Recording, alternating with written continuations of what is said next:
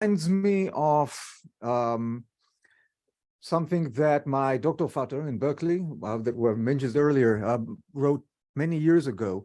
And for many years, the question about the Roman Republic was why it had to fall. What were the reasons for its inevitable demise?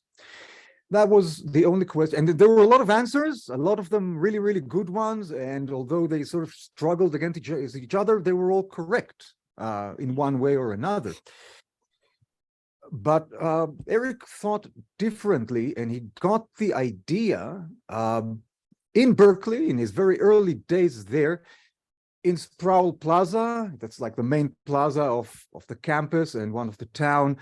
There were riots and demonstrations against the Vietnam War, for the movement of free speech. Counterculture was breaking all over the place. And a few hundred yards from there, in the other buildings on campus, the history department convened its PhD committee to discuss the merits and the faults of a research proposal. And that went on while the demonstrations were taking place right outside, epoch-making events. And that made him think about the powers of the institutions, about how the Republic really had a lot still in it that could go on, but that succumbed to the personal agendas, pettiness, and what have you of a very small bunch of individuals in whose time the Republic collapsed. So here we are sitting at a department seminar, going to speak about the reception of Alexander the Great while a demonstration is going on outside. And I hope that we at least contribute to, well, the power of the old institutions to carry through this storm, and also to remind us that we're fighting for a reason. Now, it is, after this rather bombastic beginning, it's really a pleasure to introduce Guendalina Taietti, Dr. Taietti, who comes from Italy and from Athens and from Liverpool and from all kinds of other places, and ask her out for coffee, and she has a lot of stories to tell, really. Gwen is joining the project, the Alexander Romance project that I've been running and will be running this year and next year as well. And I recruited her as an expert on all things Greek. I just made sure before I came here so that I would not be, factually incorrect. She actually can read Greek from anything from linear B down to modern dialects in particular country, like parts of the country today. So all kinds of Greek, basically, which is very good because her Greek is so much better than mine. So you're a valuable asset to this project. Gwen is also an Alexandrologist. She studied the reception of Alexander the Great, again, over millennia, from the time of the successors, basically, mostly Ptolemy, and all the way down, well, almost to the present, which is what we will hear about now. And let me just share the screen. Where are we? That's always the embarrassing part.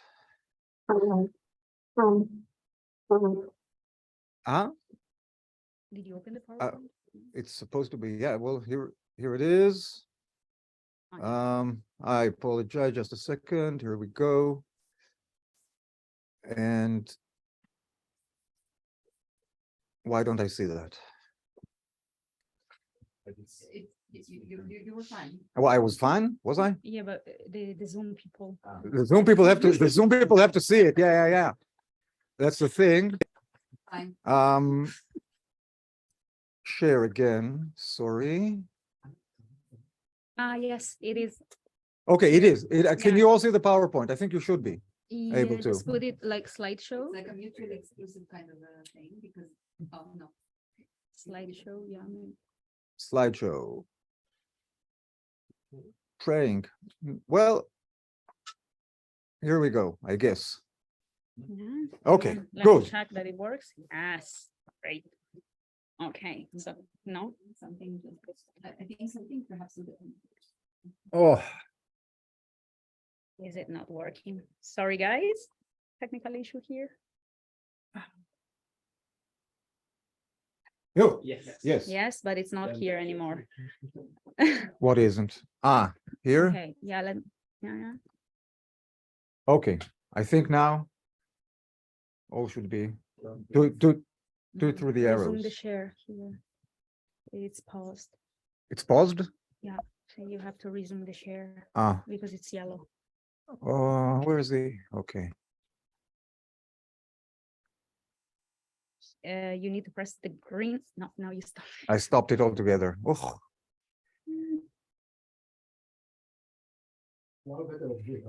yes. So much better. Okay, you do it. Here it is. זה הזום, הוא מאוד מסבך את כל הדברים האלה. Now, Okay? yeah. Okay, good. All right. So thank you very much for having me here. I hope everyone can hear me well. So Alexander the Great in Nana Nikolaou's children play, What It Is Like to Be Greek. This paper aims to showcase the multi-layered reception of Alexander III of Macedon in Nana Nikolaou's children theatrical play entitled Nikos Kazantzakis, Alexander the Great, and to discuss the play's educational political relevance. To my knowledge, only 16 modern Greek theatrical plays on Alexander the Great are attested.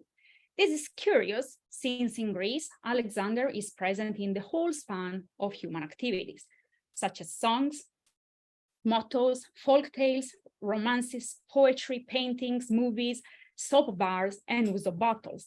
But his theatrical presence seems to be limited. Among the 16 plays, which you will see here on the two following slides, 7 are based on historical events that took place during Alexander's reign, and 9 present a folk legendary account of Alexander's deeds. 6 of the 16 plays target children as an audience, which you see color-coded in orange on the two slides. Only the following, okay, I'm gonna change it. Only the Karaiosis Shadow Theater play, O Megas Alexandros και ο Καταραμένος Όφης, or Dracos, Alexander the Great and the Cursed Snake or Dragon, is still put on stage throughout Greece, and no other theatrical plays seem to have ever become so popular. Thus, Perhaps if you move a little bit to the left, the people at home will be able to see you. Yes. sorry, okay. Great. Thus, Nana Nikolaou's choice to stage a children's play about Alexander becomes emblematic of the need for educating Greek children and including them in the preservation of their Hellenic heritage and in the appropriation of their hero Alexander. But it also shows the appetite for a new, more modern aesthetic than the traditional and Ottoman-looking shadow theater. Now, I would like to offer a quick overview of Alexander's reception in modern Greek theater and of the 16 plays that I mentioned before, so that you can better appreciate where Nana's theatrical play stands. First is O Megas Alexandros Istas Indias, Alexander the Great in India, is an anonymous theatrical play which went on stage in 1816 in the years of Greek Illuminism, so roughly between 1750 until 1830. Η αρπαγή της ωραίας Ελένης από το Μέγα Αλέξανδρο, The Abduction of Beautiful Helen by Alexander the Great, is a pantomime dated to the end of the 19th century and casts Alexander into the Trojan War cycle. Unfortunately, we possess only references to these two plays. The two Karaiosis Shadow Theater plays, Alexander the Great and the Cursed Snake, and O Megas Alexandros και τα ενίγματα της Βεζιροπούλας, Alexander the Great and the Riddles of the Vizier's Daughter, are both dated to the first half of the 19th century. And as I mentioned before, the first is still played across Greece, where the shadow theater is popular both among children and adults. And you can see that picture, like on the top there, you see Alexander fighting a dragon snake. That is it's a puppet show, basically. The three following plays were written in the 50s and all deal with historical Alexander, the historical Alexander and events which occurred during his reign, showing that there was interest in this kind of historical plays among the Greek audience. They are Spiros Melas, The King and the Dog of Vasilias και ο Σκύλος, which is a comedy in 3 acts, the only comedy that we have, written in 1955. In this comedy, Alexander meets the Cynic philosopher Diogenes, a meeting which took place in 335 BC. Yorgos Roumanis, Alexander the Great in Tyre, Omegas Alexandros Sindiro, is a historical play written in 1955 and deals with Alexander's siege of Tyre in 332 BC, after the inhabitants denied him the access to the Acropolis to perform a sacrifice to Hercules Melkart. And 3, Kostas Papapanagiotou, Alexander the Great, Omegas Alexandros, is an educational play written in 1957, which shows Alexander's campaign in Asia with moral teaching. Then we move to Kostas Nikolaidis, Olympiada και Roxani, η Επιρώτισσα μητέρα, η Ασιάτισσα γυναίκα του Μεγάλου Αλεξάνδρου, Olympias and Roxani, the Epirot mother, the Asian wife of Alexander the Great, which was published in Athens in 1996 as a booklet of a historical tragedy, but I could not find any reference if it was ever staged. Then we have Dimos Avdeliotis play Omegas Alexandros Nikai ton Draco, Alexander defeats the Dragon, who has actors dressed like the Karagiozis Shadow Theater puppets. And again, you see there is the image, but now there is the video on the top of it. I don't know. Yeah, you can see. So you see that the actors are mimicking the puppets of the Karagiozis Shadow Theater. It was staged for the first time in 2007 and reworked for a new production in 2017 for the theater of Piraeus. The production was, however, interrupted after about a month. Gianna Kefala, Alexander the Great and the Cursed Snake, Omegas Alexandros και το καταραμένο φίδι in 2013. This is another remaking of Karagiozis' plot. As you can see, the Karagiozis tradition is very, very popular. Then we have Dimitris Adamis, The Tale of Alexander the Great, To Paramythi του Μεγαλέξανδρου, is a children play put on stage in 2013 again. This play presents Alexander's life and deeds not only historically, but also with legends and adaptations of the Macedonian hero in modern Greek folklore. For example, via references to the 20th century folk painter Theophilos, who assimilated Alexander to other Greek heroes, such as those who fought in the Greek Revolution against the Ottomans. Then we have Nikos Kolessis, Megas Alexandros, Golden Hero, O Chrysos Iroas. This is a booklet for theater and opera written in 2014. Alexander is here presented as Cosmocrator, world ruler, and promoter of Hellenism. Historical facts are mixed with legendary ones, such as the appearance of Alexander's sister as a mermaid, a theme that starts with Alexander's quest for the water of immortality in the 3rd century Pseudo-Callisthenes Alexander romance and becomes very popular in Greek folklore. Konstantinos Atheridis, Alexander the Great rock opera, first performed at the Vasiliko Theater in Thessaloniki in 2014. This is a rock adaptation of Alexander's campaign as portrayed by Alexander historians. It was bad, but Greeks loved it. Okay, they had their Alexander with six-pack and blonde hair, so they loved it. Nana Nikolaou's children theatrical play, Nikos Kazantzakis, Alexander the Great, which is the one that we are discussing today. Then we have Katias Perelaki, Olympiada I Zi o Vasilias Alexandros, Olympias or Is Alexander the Great Alive? Staged in 2018, is a monologue apology which portrays Olympias in a very emotional way as a mother who loves her son immensely, very Greek, and has tragically lost him. Then we have Theodoris Gonis, I Philada του Μεγαλέξανδρου, staged in 2020 in Philippian Kavala in northern Greece, and is based on the 19th century modern Greek version of the 9th century Recensio Epsilon of Pseudo-Callisthenes Alexander romance, which is what we are studying, Ori and I. So the modern Greek version of the Alexander romance is called Philada for the cheap material on which it was published. In the Philada, Alexander is a Christian Hellene. Focusing on Nana's play, I cannot change the slide. Okay, let me put the video, not that. Focusing on Nana's play presents the life of Alexander from his teenage to his death in Babylon in 322 BC. So we know that Alexander died in 323 BC, and there is no explanation for this choice, like why 322? Probably it's a typo in the script of the play, or a historical inaccuracy, but it's not to be found in Kazantzakis, okay? The play is a mixture of myth and historical truth, mythos και ιστορία. It follows the plot of Nikos Kazantzakis' Alexander romance with some minor changes in order to present the salient deeds of the Macedonian within 90 minutes and be enjoyed by children. The play was commissioned and supported by the foundation of the Hellenic World, Ίδρυμα Μίζωνος Ελληνισμού, an organization based in Athens which promotes Greek culture and was staged in the children's stage of the Cultural Center Hellenic World, Κέντρο Πολιτισμού Ελληνικός Κόσμος, between October 2017 and March 2018. The production year 2017 was specifically chosen as it marks the 60th anniversary from Kazantzakis' death and was declared the year of Nikos Kazantzakis, Etos Nikou Kazantzaki, by the Greek Ministry of Education.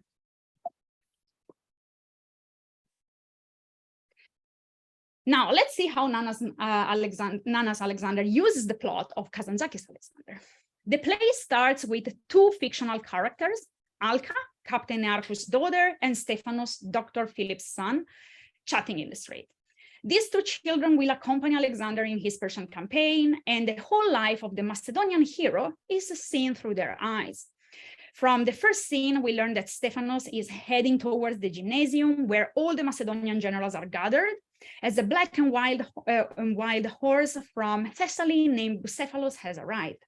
Sitalkis, Kalas, and Nearchus try to ride him, but Bucephalos kicks them down. Alexander, who is only 15 years old, is the only one who easily tames the horse pictured in the screen on the backdrop of the stage. So, of course, they couldn't bring a horse on the stage, and manages to ride him. Here, Nana is following Kazantzakis, who is adapting Plutarch's account of Alexander's taming of Bucephalus in his Life of Alexander, written in the first half of the 2nd century AD. In the third scene, Alexander discusses with Aristoteles about the bad state in which Greece has fallen. All the city-states fight against each other. Alexander thinks that Greece needs a strong archegos, a leader who will command an army composed of soldiers from every city-state and will join all the souls in a campaign in Asia. On the screen, the audience can see the image of Achilles and appreciate the role of visual aids in the play, as they provide subtext and historical and mythological references to the scene. In the fourth scene, Memnon talks with two envoys of the Persian king. Memnon warns them to be careful with Philip II, as he never says what he thinks. The two envoys suggest to get rid of Alexander, as he is too brave and ambitious. Alexander enters and inquires about Persia's magnitude, roads, military strength, wealth, and personality, and the personality of the Achaemenid king. Alexander's inquisitive mind and eagerness to find out about Persia is also a theme adapted from Plutarch and deployed by both Kazantzakis and Nana. Alka and Stephanos go to a local festival for the goddess Athena and, thirsty, approach a river. There they hear about the Persian envoy's plot to kill Alexander and see Spithridates, a Persian, talk to a man. In the following scene, Alexander is in front of Zeus' altar before the sacrifice. Stephanos arrives and informs Alexander about the plot. Alexander offers to Zeus and prays for his father, who is going to leave the next day for a campaign against the Scythia on the Black Sea, a reference to Philip's campaign in Byzantium in 340 BC, and for himself to be a good regent of the kingdom of Macedon and to surpass his father. The man approaches and tries to stab Alexander. Stephanos shouts, Hephaestion and Cletus save Alexander. Alexander addresses Spithridates and say, "This is why you're barbarians. You fight with cowardly, unmanly means." Thus Stephanos, who we learn was not only Alexander's savior, but also his homogalactos, which means fed with the same milk, as Stephanos' mother Elpiniki breastfed both of them, is named by Alexander his new akoluthos, a follower, a member of his entourage. The next scene shows Alexander and his companions in the temple of Zeus. Alexander complains as his father will leave nothing for them to conquer, another reference to Plutarch's Life of Alexander. He decides to move against the Mede on the northern borders of Macedon and to found a city to be named Alexandria. So the initial script of the play had Alexandroupolis, more accurate historically. Nana eventually chose Alexandria, as in his Eastern campaign, the Macedonian founded many Alexandrias, and one city name is easier to remember by a young audience. Alexander says to Hephaestion to remain in Macedon, since the country where he's going to campaign is wild and has heavy winter. At odds with all the ancient sources, Hephaestion is presented as Alexander's dearest friend, but not as his second general, since in the play and in Kazantzakis' romance, he is feeble and with poor health. By contrast, from this point onwards, Stephanos slowly becomes Alexander's second man.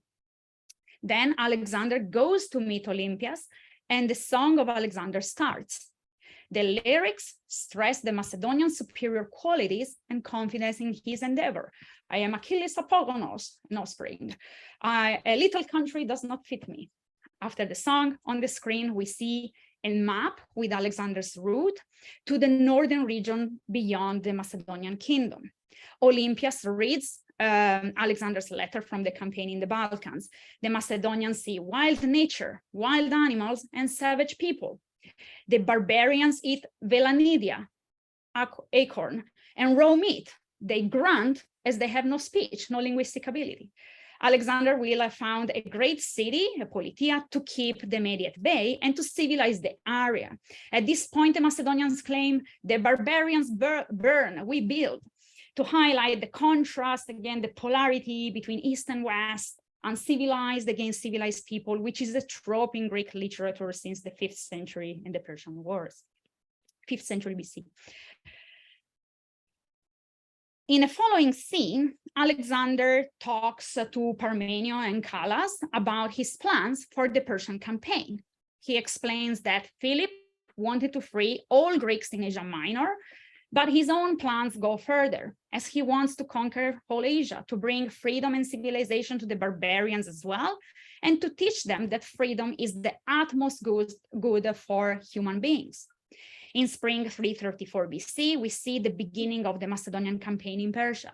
As in Pseudo-Callisthenes' Alexander romance, book 1, chapters 36-38, Darius' ambassador come with a letter, a stick, and a ball, and the box full of golden coins. In the letter, Darius belittles Alexander and prompts him to go back to his mummy, in Greek, in the play, Mamaka. This idea of a letter with gifts or objects to interpret is another literary trope which is already present, for example, in Herodotus, book 4, chapters 131-32. After being asked for earth and water by Darius I, the Scythians sent a herald bringing the gift of a bird, a mouse, a frog, and 5 arrows, which, according to the sage Gobrias, meant that unless the Persians become birds and fly up to the sky, or mice and hide you in the earth, or frogs and leap into the lakes, you will be shot by these arrows and never return home. Going back to the play, after this scene, we hear a song. The full moon is a good omen before the Battle of Granicus, considered enaziti mandrikio, a manly matter. In the first battle scene, Alexander fights in a duel against a Persian who eventually hits Alexander on his head. Stephanos manages to save Alexander and Cletus kills the Persian attacker. This is a clear example of mixture of historical accuracy and mythos, as Stephanos is added to a fact narrated by the ancient historians. That means that the blow that Alexander received on his helmet from Rosakis and Spithridates' attack from the rear in the Battle of Granicus in 334 BC. But Stephanos is a fictional character and is added into this story. Next scene is in Phrygia, where Alexander cuts the Gordian knot, and you can see the cutting of the knot on the screen. Everybody cheers Alexander as the king of Asia, and this leads to the end of Act 1. At the beginning of Act 2, Alexander and Parmenion discuss Darius' path. On the screen, there is a map of Asia. Then Callisthenes tells the story of the Battle of Issus, Darius' flight, and Alexander's chase on Bucephalus. Alexander on Bucephalus is also portrayed on the screen, and the play follows Plutarch Alexander 20, Although Alexander won a brilliant victory and destroyed more than 110,000 of enemies, he did not capture Darius, but just because the Achaemenid got a start of 4 or 5 furlongs in his flight. So Darius was just lucky. Next, Alexander is in Egypt, and not only is he proclaimed a new pharaoh, he is also recognized as the new Nectanebo coming back, as the son of Ammon-Ra, a theme already present in Pseudo-Callisthenes' Alexander romance, which makes of the Macedonian the son of the Egyptian king and magician Nectanebo rather than on Philip II. Alexander learns a secret from Ammon and writes to his mother that he will tell her all about it when he's back in Macedon. It is worth mentioning here that all the Alexander historians narrate the visit to the Monium, the temple of Ammon in Libya, in which Alexander wants to find out about his fatherhood and his campaign in Asia. But the theme of Alexander coming back as a Nectanebo is found only in Pseudo-Callisthenes' romance, showing again the importance that the Alexander romance has in modern Greece as a source equal to the other ancient historiographical accounts. In another scene, Alexander is with Hephaestion and Parmenion. A second letter from Darius comes, offering his daughter and wife and the Simachia alliance. In line with the ancient accounts, Parmenion says, "Were I Alexander, I would accept." Alexander replies, "I would too, were I Parmenion." In Nana's place, however, Alexander rejects the offer as he wants to show Darius that "Imaste Andres," we are men. So Nana makes it a matter of men.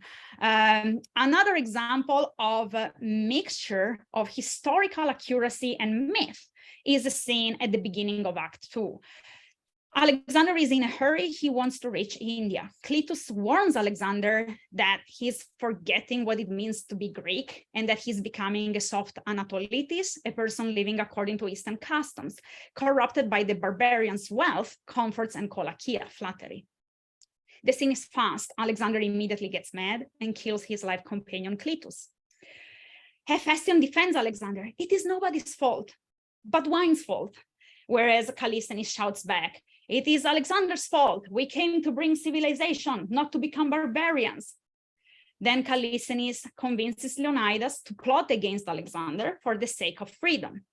Stephanos informs Alexander about the plot. In Kazantzakis' romance, Hermolaus is plotting with Callisthenes, which is a version closer to the accounts of the Alexander historians. We don't know why Nana decided to change the name of the character.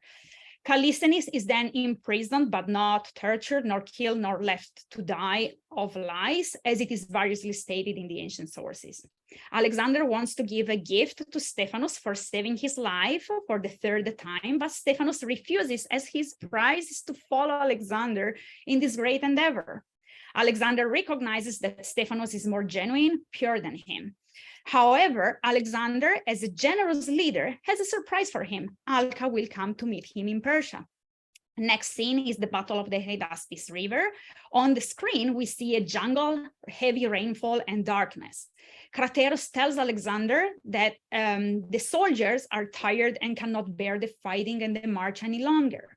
Alexander wants to reach the end of the Ecumene, the inhabited world, and tells them that Greece is everywhere, since they are bringing Greek culture with them and spreading it throughout the campaign.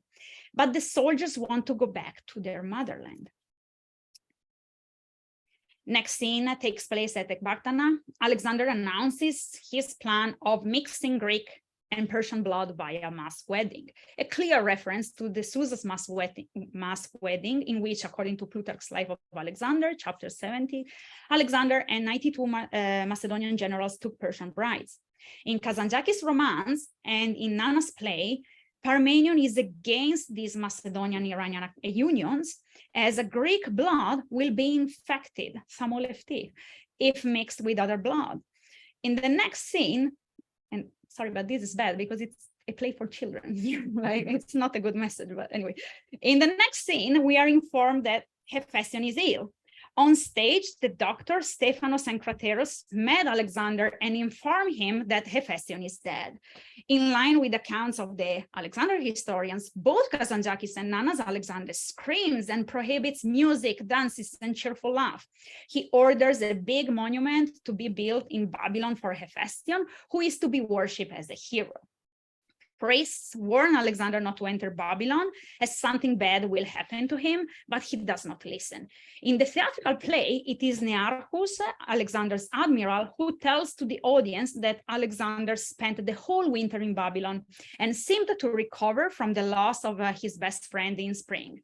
Thus, Alexander's great mourning is minimized and not fully shown on stage, as Nana's Macedonian king has to be a brave, manful model. In the next scene, we see a symposium where the soldiers cheer for their endeavors, for Greece, and for their march back to Macedon. Alexander falls ill. The date 8th of June is on screen. Stephanos calls his father, Dr. Philip, to come and see Alexander in his tent. Alexander wants to meet his general. The date 11th of June is on screen. And afterwards, images from Alexander's life are shown. A background voice narrates that Alexander fought to be free from fear, and he became a free man. He had a big vision for amatistic ekumenikotita, a world without borders nor racial discriminations. He was the greatest of all. That's why he was called the Megas, the Great. In the finale, the Macedonian generals lift Alexander's body, and again, you can see it on the slide, and sing a song which summarizes how Greeks feel about Alexander. He was a god, he was a man, he conquered the whole world, he built Alexandrias. He crossed the whole world, but he never grew old. Was he happy? He was the world emperor. If we compare Nana's play with the Nikos Kazantzakis romance plot, it is no surprise that we will find many similarities, as Nana's work is a homage to Kazantzakis and his romance. The play and the romance share the same storyline, and in both there is a big stress on freedom, although it is more remarked in the romance, as understandably, dialogues and descriptions are longer, and also on the superiority of Hellenism, seen as a civilizing force.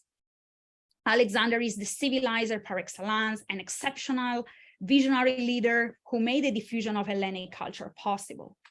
Among the differences between the two works are the songs, which are used as an intermezzo, a way to bridge scenes in the play and to deliver extra content about Alexander and his campaign. Moreover, due to time constraints and also considering children attention span, Nana's plot is fast. The account of the historical causes or the preparation behind the battle is shrunk, and there are less details about the events and the battlefields, although overall there is more machismo in Nana's plays, and war is sadly idealized in the theatrical play. Some characters are not mentioned or their role is further minimized in comparison to Kazantzakis' romance, such as Bessus, Bagoas, Hermolaus, Leonidas, Philotas, and Parmenio, who is alive until the end of both works, whereas we know from the Alexander historians that he was killed in 330 BC after his son Philotas' alleged plot against Alexander. Hephaestion's character is deliberately downplayed, as Alexander has to be a powerful, virile leader, and Nana did not want to allow any doubts about their relationship or Alexander's sexuality. Now, a few words about the author, Nikos Kazantzakis. He was born in Crete, in Heraklion, in 1883. The end of the 19th century was a period of political turmoil in Crete, which was still fighting for freedom against the Ottoman Empire. Due to the island's struggle, Kazantzakis' family moves to Athens, and Nikos Kazantzakis is sent to study in a French Catholic school in Naxos, where he discovered his passion for classical studies and humanities. He then studied law at the University of Athens and moved to Paris to pursue doctoral studies in philosophy. He was very passionate about Nietzsche. Christ, Buddha, Lenin, and Odysseus become Nikos Kazantzakis models. Okay, Nikos Kazantzakis is a philosopher, a writer active in political and historical matters, a spiritual person, but he's also considered a heretic, as you can see from his models, maybe. Then, once back in Greece, he works as a journalist, a translator, and author of children's books to make a living and support his travels. Kazantzakis was a very prolific writer, and what characterizes him is his constant quest for freedom, probably due to the struggles of his island when he was a child, but he's really into freedom, the quest for freedom, and his interest in classics as well. His quest for freedom was so strong that on his tomb, the phrase "Δεν ελπίζω τίποτα, δεν φοβάμαι τίποτα, είμαι ελεύθερος," I hope for nothing, I fear nothing, I am free, was written. If you come to Greece and you go to gift shops, you will see, like, among the souvenirs, many T-shirts with this sentence. Like, it's so popular. Even murales, in the street, you will see these "Δεν ελπίζω τίποτα, δεν φοβάμαι τίποτα, είμαι ελεύθερος." So it's a very important sentence. And then his famous works are the Odyssea, spelled with one sigma to differentiate his Odyssey, from the Homeric Odyssey, in 24 books, though. And then Vios και Politia to Alexis Zorba. It's Zorba the Greek, maybe you have seen the movie, and Captain Michalis, known abroad as a Freedom or Death. In the 40s, in the years in which he was writing his Alexander romance, Kazantzakis wrote also several theatrical works with ancient and modern Greek topics. So you see that history was a big interest of Kazantzakis. The first one is, for example, Prometheus, the mythological titan who gave fire to humanity. Julianos Paravatis, Julian the Apostate, the last pagan emperor of the Roman Empire who lived in the 4th century AD. Nikephoros Phokas, Byzantine emperor who lived in the 10th century and expanded the Byzantine Empire. And Konstantinos Palaiologos, the last Byzantine emperor defeated by the Ottomans in 1453 with the fall of Constantinople. And then we also have Christopher Columbus and the discovery of America in 1492. I don't know if he wrote about Colombo because, like, many Greeks think that he was Greek, but so that's it. And my favorite yeah, like because he had some hymns in among the sailors, and if you go to Genova, where there is the house of Cristoforo Colombo, there is a plant of Mastica hiu. So the Mastica, that's a plant that you find only in Chios. So Greeks are very convinced that Colombo was a Greek. Okay. Yes. That's the fact. Yeah. Oh, yes, of course. Now, focusing on Kazantzakis Alexander and the book aims, Nikos Kazantzakis wrote his Alexander romance as a part of his activity as translator and writer, but also to provide school children with an easily understandable reader for the history class. The language is plain, the story captivating. Although it was conceived as an educative romance, it was welcomed and appreciated by the wider public of all ages. At first, the romance was published in the Neolea magazine from issue 19, which was on the 10th of February 1940, to issue 52 on the 28th of September 1941, with the title The Years of Alexander the Great. But lately, in 1978, Kazantzakis' romance was re-edited and published as Megas Alexandros, Alexander the Great. Kazantzakis calls his book a historico-mythhistorima, a historical romance, since it deals with the historical Alexander's life and campaign, and not with the Greek lore on Megalexandros, the Greek folk hero. So there is a difference in Greek. If you say Megas Alexandros, two words, you're talking about the historical Alexander. If you say Megalexandros, as one word, is the folk Alexander, the folklore hero. And Nikos Kazantzakis has studied and used a variety of historical sources, especially Plutarch, but also Arrian, the fragmentary tradition of the Alexander historians contemporary to Alexander, and Pseudo-Callisthenes' Alexander romance, in order to give a multifaceted, a rounded picture of the Macedonian hero. He was a god, a descendant of Heracles, in search for his own labors to challenge himself, and a brave visionary guided by divine force. He was also a man, with flaws and bad impulses. He's very impulsive and fretful, especially toward the ends of the campaign. Kazantzakis avoids portraying Alexander as too perfect, as too much of a romantic hero. This makes his Alexander, despite his exceptional characteristic, a vivid character whom the reader can relate to and sympathize with. Kazantzakis' romance does not only linger on the history of the does not linger on the history of the Macedonian kingdom before Alexander, nor does it discuss Olympias and Philip II background. It starts from Alexander's teenage, the taming of Bucephalus, down to his death in Babylon in 323 BC. Kazantzakis' Alexander is a young man full with hopes and ideals. He believes that he has a mission to change the world for the better, of course, by Hellenizing it, and that this mission was given to him by the gods. He has a strong spiritual and religious side and holds on his role models, Homeric Achilles, his ancestor Dionysus, and his teacher Aristoteles. When Alexander grows a bad tyrant, being vanquished by Oriental flattery, Stephanos, his greatest admirer, becomes his alter ego and reminds him of the purity of heart that characterized the Macedonians, and especially Alexander in his initial stage of his endeavors. Stephanos represents the good side of Alexander and is an Alexander too. Not only is he brave and loyal to his country and to the campaign's noble aims, the Pan-Hellenic freedom and Hellenization, pacification of the Ecumene, but also because he's the son of Philippus, Alexander's trustworthy doctor and lifesaver, and he's also his homogalactos, as we said before. They drank the same milk.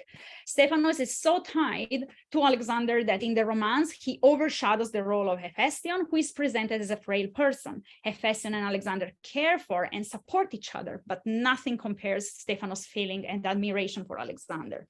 On several occasions, he justifies Alexander's action before the other Macedonians who were complaining about their king. He saves Alexander's life more than once, either because he discovered plots or in battle. When, before the crossing of the Gedrosian desert, Alexander divides the army and orders Stephanos to follow Nearchus and Alca. Alca is Stephanos' wife right now. I mean, at this stage of the story, he is at loss. Stephanos is at loss and frantic for leaving Alexander's side. Nevertheless, he duly obeys to his master. Kazantzakis' Alexander is clever, prikismenos, gifted, special since childhood, a great general, a man with ethos and values. Generals, almost godly, described many times as God, godlike figure, demigod. His superior nature is a recurrent theme in the book. However, he's too impulsive and overly proud. He cannot tame his desires. His soldiers even joke about it. O Alexandros kolise kataktitida. He caught conquestitis. They created this, the illness of excessive desire for conquest, which echoes Arrian's expression, pothos elave afton, a strong desire seized him, in his work Anabasis Alexandrou, written in the 2nd century AD. Kazantzakis' Alexander mirrors the author's own beliefs in the human potential and capacity to change the world for the better, in spirituality and empathy for humanity. In a way, the ambitious historical Alexander well matches Kazantzakis' ideals and personality. Moreover, as Alexander went from a beloved Macedonian king to an impulsive Oriental despot, Kazantzakis too, from a Catholic schoolboy interested in classics and philosophy, turned into an atheist, a communist, an anarchist, and then back to a national poet and even a new Homer. Okay. We can agree that there is always turmoil in the life of great people.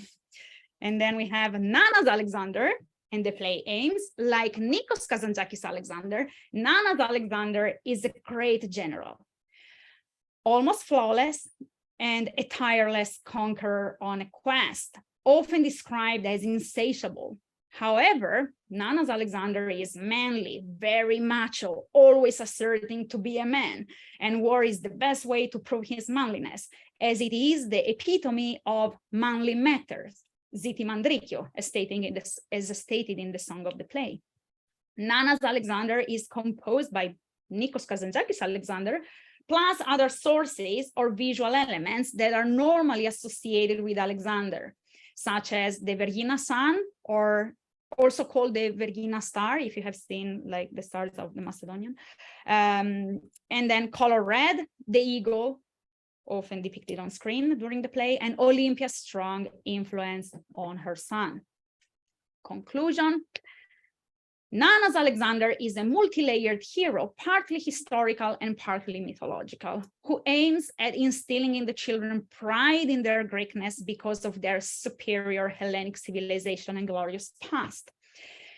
The play has a political educational relevance as it teaches and embellishes the basic details about the major events in the Persian campaign and showcases the Greeks' virtue against the barbarians' flaws. Nanas wanted to give a positive, patriotic message via Alexander, since the Macedonian hero is and has been the fundamental identity element for modern Greeks. She chose Nikos Kazantzakis' romance, as not only it is a nice, well-written text in plain language, but it is also a story about Alexander seen through the eyes of two children. The play has to be didactic, but enjoyable at the same time. She uses many props, music, dances, colorful dresses, images on the screen to achieve an entertaining spectacle. The audience responded so well to the play that eventually more shows were added, and not only middle school students, the initial target audience, but also pre-K and primary students went to see the play, and whole families too. As Alexander is the Greek hero par excellence and Nana is a big name in the children's theater, it does not surprise that this play was successful among the Greek audience. Thank you very much.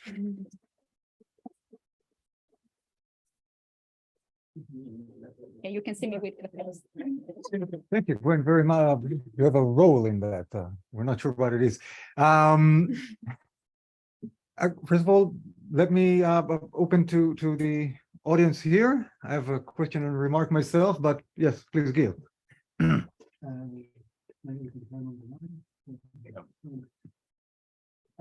Thank you so much, Gwen. But it wasn't even Greek. This would be my question. It's completely missing from the story that you're telling.